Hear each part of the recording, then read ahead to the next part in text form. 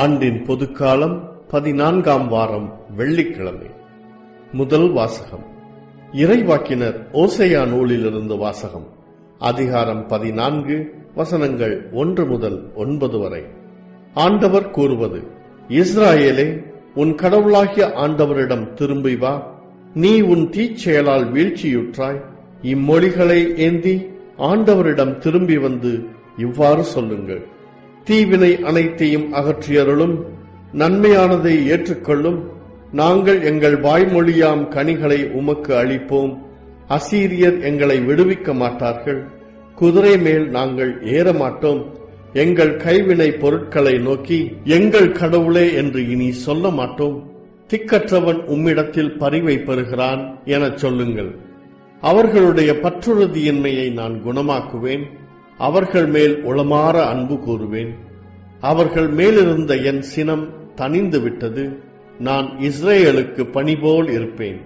அவன் லீலி போல் மலருவான். லெபனானின் மரம் போல் வேரூன்றி நிற்பான். அவனுடைய கிளைகள் விரிந்து பரவும். அவன் பொலிவு ஒலிவ மரம் போல் இருக்கும். லெபனானைப் போல் அவன் நறுமணம் பரப்புவான். அவர்கள் திரும்பி வந்து என் நிழலில் குடியிருப்பார்கள். கோதுமை போல் தலை தொங்குவார்கள். திராட்சை கொடி போல் செழிப்படைவார்கள். லெபனானின் திராட்சை ரசம் போல் அவர்களது புகழ் விளங்கும். இனிமேல் எப்ராஹிமுக்கு சிலைகள் எதற்கு? நானே அவனுக்கு செவிசாய்த்து அவன் மேல் அக்கறை கொண்டுள்ளேன். நான் பசுமையான தேவதாரு மரம் போன்றவன். உன் கனி எல்லாம் என்னிடமிருந்தே வரும். ஞானம் நிறைந்தவன் எவனோ அவன் இவற்றை உணர்ந்து கொள்ளட்டும். பகுத்தறிவுள்ளவன் எவனோ அவன் இவற்றை அறிந்து கொள்ளட்டும். ஆண்டவரின் நெறிகள் நேர்மையானவை. நேர்மையானவர்கள் அவற்றை பின்பற்றி நடக்கிறார்கள். மீறுகிறவர்கள் அவற்றில் இடறி விழுகின்றார்கள். இறைவா, உமக்கு நன்றி. பதிலுரை பாடல். ஆண்டவரே, என் வாய் உமக்கு புகழ் சாற்றிடும்.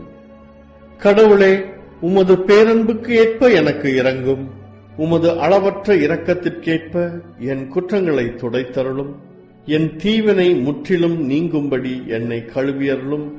என் பாவம் அற்றுப்போகும்படி என்னை தூய்மைப்படுத்தியருளும். ஆண்டவரே, என் வாய் உமக்கு புகழ் சாற்றிடும். இதோ, நீர் விரும்புவது உள்ளத்து உண்மையே. மெய் ஞானத்தால் என் மனதை நிரப்பும். ஈசோப்பினால் என்னை கழுவியருளும். நான் தூய்மையாவேன். என்னை கழுவியருளும். உறைபணியிலும் வெண்மையாவேன். ஆண்டவரே, என் வாய் உமக்கு புகழ் சாற்றிடும். கடவுளே, தூயதோர் உள்ளத்தை என்னுள்ளே படைத்தருளும். உறுதி தரும் ஆவியை, புதுப்பிக்கும் ஆவியை என்னுள்ளே உருவாக்கியருளும். உமது முன்னிலையிலிருந்து என்னை தள்ளிவிடாதையும். உமது தூய ஆவியை என்னிடமிருந்து எடுத்து விடாதேயும். ஆண்டவரே, என் வாய் உமக்கு புகழ் சாற்றிடும்.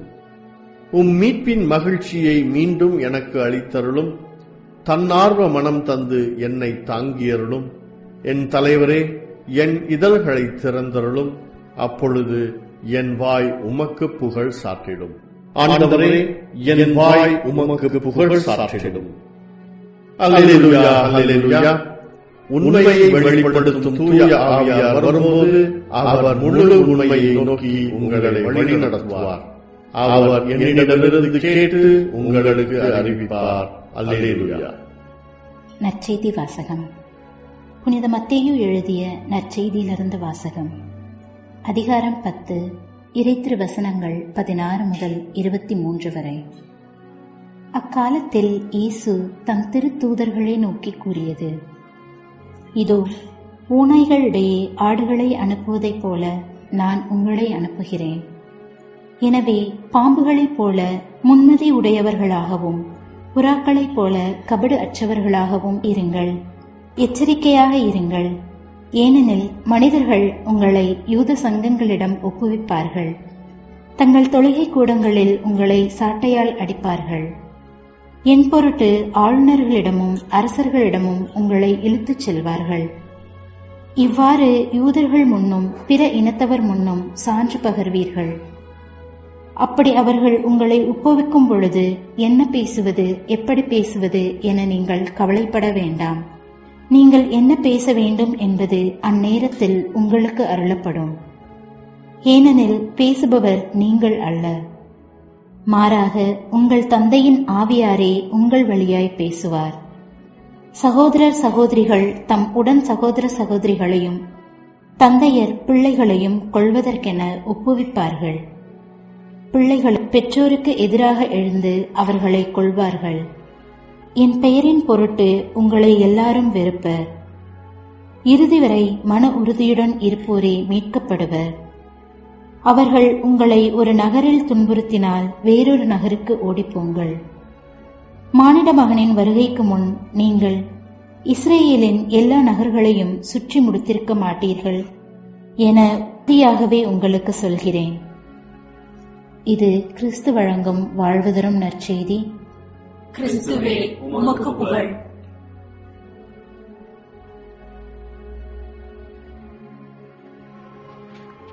பிரியமானவர்களே, வெளிதவறி சென்ற வடநாடான இஸ்ரேல் நாட்டின் பாவத்தை சுட்டிக்காட்டி அவர்களை மீட்டுக் கொண்டு வர அனுப்பப்பட்ட இறைவாக்கினர்கள்தான் ஆமோஸும் ஓசேயாவும். இருவரின் அணுகுமுறைகளும் மிகவும் வித்தியாசமானவையாக இருந்தன. ஆமோஸ் கடவுளின் நீதியை மையப்படுத்தியதால் அவரது வார்த்தைகளில் கடுமையும் கோபமும் இருந்தது. இஸ்ரேல் மனமாறாவிடில் கடவுளின் சீற்றம் இஸ்ரேலை சிதைப்பது உறுதி என்று பறைசாற்றினார். ஆனால் ஓசேயாவின் அணுகுமுறையோ அதற்கு நேர்மாறாக இருந்தது. அவர் கடவுளின் பரிவை மையப்படுத்தியதால் அவரது இறைவாக்கில் பாசமும் நேசமும் இருந்தன. இறைவனுக்கு செவிசாய்த்தால் இஸ்ரேல் எதிர்காலத்தில் எப்படிப்பட்ட வளமிக்க நாடாக திகழும் என்பதை எடுத்துரைத்தார். முதல் வாசகம். இருவரின் அணுகுமுறைகளும் வேறு வேறாக இருந்தாலும் அவர்களின் நோக்கம் ஒன்றுதான். அழிவை நோக்கி பயணித்த நாட்டை ஆண்டவனிடம் மீட்டுக் கொண்டு வருவதே அந்த நோக்கம். இது ஒரு வாலிபன் தவறான வாழ்க்கைக்குள் சிக்கி சீரழியும் போது அவனை மீட்டெடுக்க அவனது தந்தையும் தாயும் மேற்கொள்ளும் முயற்சி போன்றது. தந்தையின் முயற்சியில் அதிகமாக எச்சரிக்கை இருக்கும், கடுமை இருக்கும், சில வேளைகளில் திட்டுக்களும் மிரட்டல்களும் இருக்கும். தாயின் முயற்சியிலோ அதிகமாக கெஞ்சலும் வேதனையும் இருக்கும், பரிவும் பாசமும் இருக்கும். மேற்கண்ட இருவிதமான அணுகுமுறைகளையும் மேற்கொள்ளும் தந்தைக்கும் தாய்க்கும் செவிகொடாமல் தன் தீய வாழ்க்கையிலேயே நிலைத்திருக்கும் இளைஞனைப் போல ஆமோஸின் வழியாக வெளிப்பட்ட கடவுளின் நீதியையும் ஓசேயா வழியாக வெளிப்பட்ட கடவுளின் பரிவையும் புறந்தள்ளி இஸ்ரேல் மக்கள் தங்கள் தீச்செயல்களில் நிலைத்திருந்தனர். இறைவாக்கினர்கள் வாயிலாக வந்த இறைவனின் செய்தியை முற்றிலுமாக நிராகரித்தனர்.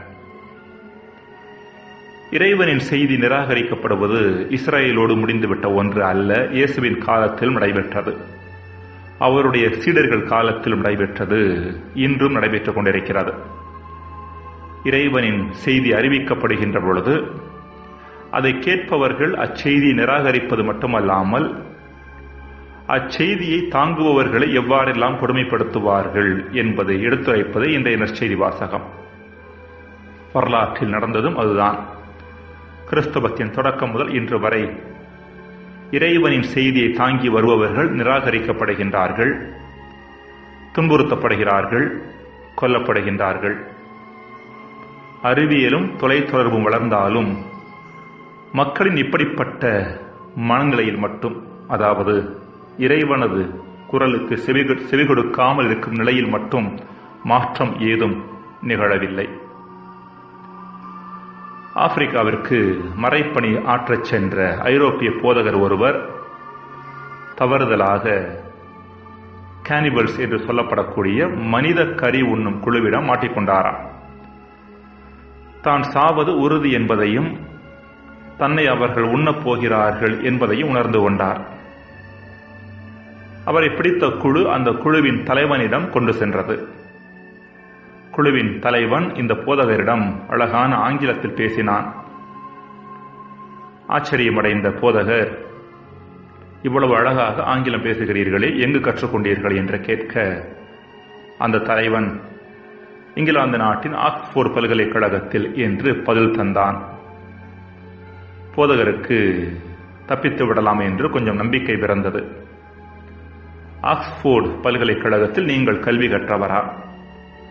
அப்படியானால் உங்கள் நாகரிகமும் பழக்க வழக்கங்களும் மாறியிருக்குமே, அதை உங்கள் குழுவுக்கும் கற்றுக் கொடுத்திருப்பீர்களே என்று அவர் சொன்ன பொழுது தலைவன் சொன்னான், நிச்சயமாக நாங்கள் மாறியிருக்கிறோம். இப்பொழுது கூட நாங்கள் உங்களை கரண்டியையும் முள்கரண்டியையும் வைத்துதான் சாப்பிடப் போகிறோம் என்று சொன்னானாம். இதுதான் இன்றைய வளர்ச்சியும் இன்றைய தொலைத்தொடர்பு காரியங்களும் நமக்கு செய்திருப்பவை. வெளியில் எவ்வளவு மாற்றங்கள் நடந்தாலும் இறைவனின் செய்திக்கு இன்னும் புறமுதுகு காட்டியவர்களாகவே நாம் தொடர்ந்து இருந்து கொண்டிருக்கின்றோம். ஜெபம். இறைவா, அறிவிக்கப்படும் நற்செய்திக்கு திறந்த மனதோர் செவிமடுக்க வரம் தாரும். ஆமென்.